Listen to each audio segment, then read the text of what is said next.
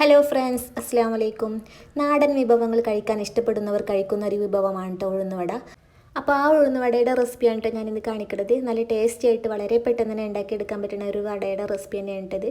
അപ്പോൾ വീഡിയോ എല്ലാവരും ഒന്ന് ഫുള്ളായിട്ട് കണ്ടു നോക്കുകൊണ്ട് അങ്ങനെ ഇതാ ഉഴുന്നുവട ഉണ്ടാക്കിയെടുക്കാൻ വേണ്ടിയിട്ട് ഞാൻ 2 കപ്പോളം ഉഴുന്ന് വെള്ളത്തിലിട്ട് കുതിർക്കാൻ വേണ്ടിയിട്ട് വെച്ചിട്ടുണ്ടായിരുന്നു കേട്ടോ.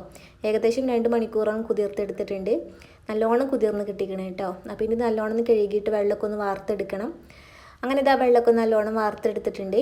ഇനി ഇതിലേക്ക് ഞാൻ 1 ഇഞ്ചിയുടെ പീസ് ചെറിയ പീസുകളാക്കിയിട്ട് ഇട്ട് കൊടുത്തിട്ടുണ്ട്. അപ്പോൾ ഇത് അരച്ചെടുക്കണതിൻ്റെ കൂട്ടത്തിൽ തന്നെ ഇഞ്ചി ഇതുപോലെ ചെറുതാക്കിയിട്ട് ഇട്ട് കൊടുക്കുക, എന്നാൽ നല്ലോണം അരിഞ്ഞ് കിട്ടിക്കോളും. അങ്ങനെയാണ് എന്താ 3 ട്രിപ്പായിട്ടാണ് കേട്ടോ അരച്ചെടുത്തിട്ടുള്ളത്. ഓരോ ട്രിപ്പ് അരച്ചെടുക്കുമ്പോഴും 2 ടേബിൾ സ്പൂണോളം വെള്ളം ഒഴിച്ച് കൊടുത്തിട്ടാണ് അരച്ചെടുത്തിട്ടുണ്ടായിരുന്നത്. നല്ല നൈസാക്കിയിട്ടല്ല കേട്ടോ അരച്ചെടുത്തിട്ടുള്ളത്, ചെറിയ തരിയോട് കൂടിയിട്ടാണ് ഞാൻ ഈ ഉഴുന്ന് അരച്ചെടുത്തിട്ടുള്ളത്.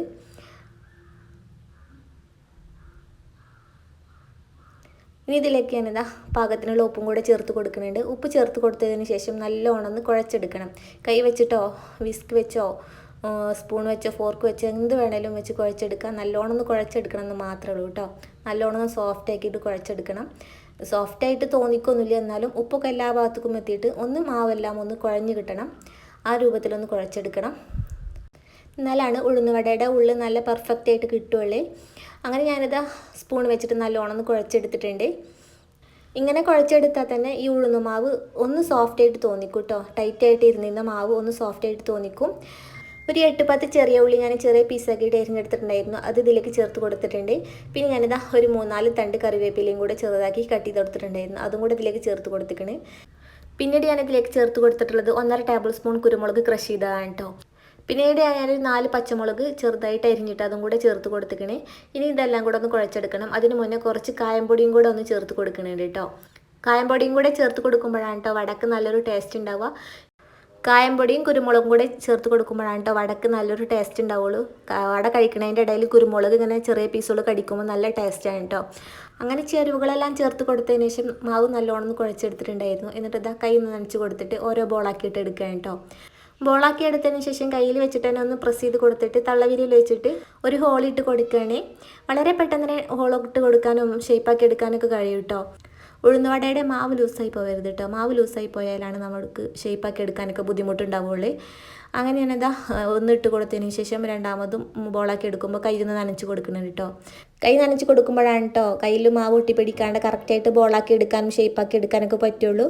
അപ്പോൾ ഓരോന്നും ഷേപ്പാക്കി എടുക്കാൻ വേണ്ടിയിട്ട് മാവ് എടുക്കുമ്പോൾ കൈയൊന്നും നനച്ച് കൊടുക്കുക. വളരെ പെട്ടെന്ന് തന്നെ ഉണ്ടാക്കിയെടുക്കാൻ പറ്റുന്ന ഒരു കടി തന്നെയാണ് കേട്ടോ ഉഴുന്നുവട. ഞാനും ഇത് ഫസ്റ്റ് കണ്ടപ്പോൾ വിചാരിച്ചിട്ടുണ്ടായിരുന്നു ഭയങ്കര പ്രയാസമുള്ള ഒരു പരിപാടിയാണ്, നമ്മളെ കൊണ്ടൊന്നും ഉണ്ടാക്കിയെടുക്കാൻ പറ്റില്ല എന്നൊക്കെ ഉള്ളത്. അപ്പോൾ ഇതിൻ്റെ മാവ് കറക്റ്റായിട്ട് കിട്ടിയാലാണ് നമുക്ക് ഷേപ്പാക്കി എടുക്കാനൊക്കെ കറക്റ്റായിട്ട് വയ്ക്കുള്ളൂ. ഞാനിത് ഫസ്റ്റ് ഒരു തവണ ഉണ്ടാക്കിയപ്പോൾ മാവ് കുറച്ച് ലൂസായി പോയി. അപ്പോൾ ഷേപ്പ് ഉണ്ടാക്കാൻ വേണ്ടിയിട്ട് ഞാൻ കുറച്ചൊന്ന് ബുദ്ധിമുട്ടി കേട്ടോ.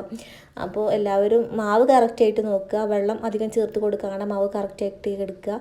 അങ്ങനെ ഞാൻ എന്താ ഒരു 5 ഇട്ട് കൊടുത്തിട്ടുണ്ടായിരുന്നു. അത് ചെറിയ ഗോൾഡൻ കളറായി വരുന്ന ടൈമിൽ ഞാൻ തിരിച്ച് മറിച്ചിട്ട് കൊടുത്തിട്ട് 2 വശം നല്ലോണം ബ്രൗൺ കളറാക്കി എടുത്തിട്ടുണ്ട് കേട്ടോ. ഉള്ളൊക്കെ നല്ലോണം വെന്ത് കിട്ടാൻ വേണ്ടിയിട്ട് മീഡിയം ഫ്ലെയിമിലിട്ടിട്ടാണ് ഈ വേവിച്ചെടുത്തിട്ടുണ്ടായിരുന്നത്. അങ്ങനെ ഞാനെന്താ ഫസ്റ്റ് ട്രിപ്പ് കോരി എടുക്കുന്നുണ്ട്. ഞാൻ ഫുള്ളായിട്ട് പൊരിച്ചെടുക്കണതൊന്നും കാണിക്കണില്ല. അപ്പോൾ എല്ലാവരും ഒന്ന് ഉണ്ടാക്കി നോക്കുകൊണ്ട് ഉഴുന്ന് നല്ലോണം കുതിർത്തെടുത്തതിന് ശേഷം ഇതുപോലെ അരച്ചിട്ട് വെള്ളം അധികം ചേർക്കാണ്ട് അരച്ചെടുക്കുക കേട്ടോ. മാവ് കറക്റ്റായിട്ട് കിട്ടുമ്പോൾ ഉഴുന്ന് വടയുടെ ഷേപ്പും കറക്റ്റായിട്ട് കിട്ടും. അപ്പോൾ ഞാനൊന്ന് മുറിച്ച് കാണിച്ച് തരാം കേട്ടോ. ഉള്ളൊക്കെ നല്ല സോഫ്റ്റായിട്ട് നല്ല പെർഫെക്റ്റായിട്ട് കിട്ടിയിട്ടുണ്ട്. ഇതിൻ്റെ കൂടെ സാമ്പാറും കൂടെ ഉണ്ടെങ്കിൽ നല്ല ടേസ്റ്റ് ആയിട്ട് സാമ്പാർ ഒഴിച്ചിട്ട് കുഴച്ച് തിന്നണം, എന്നാലാണ് ഒന്നും കൂടെ ടേസ്റ്റ് കിട്ടുള്ളൂ. ഞാനിപ്പോൾ വീഡിയോയിൽ കാണിക്കണോണ്ട് അങ്ങനെ കുഴച്ച് കാണിക്കണില്ല. അപ്പോൾ ഇതാ എല്ലാവരും ഒന്ന് ഉണ്ടാക്കി നോക്കുക. അപ്പോൾ ഇന്നത്തെ എൻ്റെ റെസിപ്പി നിങ്ങൾക്ക് ഇഷ്ടപ്പെട്ടെങ്കിൽ വീഡിയോ ഷെയർ ചെയ്യാനും ലൈക്ക് അടിക്കാനും മറക്കരുത്. അതുപോലെ ആദ്യമായിട്ട് കാണുന്നവരാണെങ്കിൽ ചാനലൊന്ന് സബ്സ്ക്രൈബ് ചെയ്ത് സപ്പോർട്ടും കൂടെ ചെയ്യണേ.